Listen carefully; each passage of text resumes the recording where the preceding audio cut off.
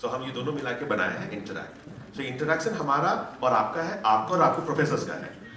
आज स्कूल नहीं है कि आपके टीचर ने पूछा और आपको अब जवाब देना या नहीं देना आपकी मर्जी, right? So please interact well, जो पूछना है पूछिए, जो जानना है जानिए, क्योंकि आपको पूरे out of whatever number of institution you have research, आपको जाना एक ही इंस्टीट्यूट में। ये दो कॉलेज से प्रोग्राम करेंगे, ऐसा होगा क्या? नहीं, एक ही कॉलेज से करेंगे। वन यूनिवर्सिटीज है, कौन सा आपको रिसर्च करना है, कैसे करना है मुझे नहीं पता है, आपने क्लैट क्यों दिया मुझे नहीं पता है, मैं बताऊं क्यों दिया आपने? You have to go for one right institution, that is only motive. Why right institution? Because you want to get out of the fantastic lawyer. Yes और नो? यस और नो? Yes sir.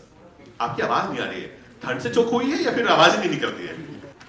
तो degree सिर्फ कागज का टुकड़ा है, चाहे आप आईआईटी से हो या किसी की से।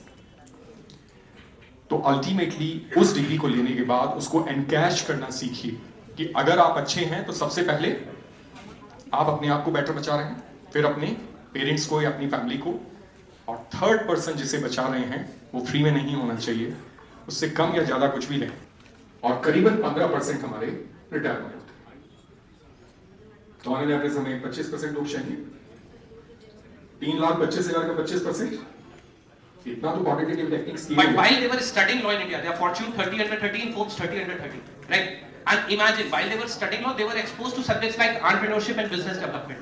And gradually, after pursuing law, they decided that हमें law में कुछ नहीं करना है।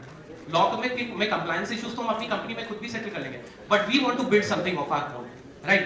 This is the kind of mindset that people should have while they're getting into the study of law. That this is something that is fixed, that I will learn only.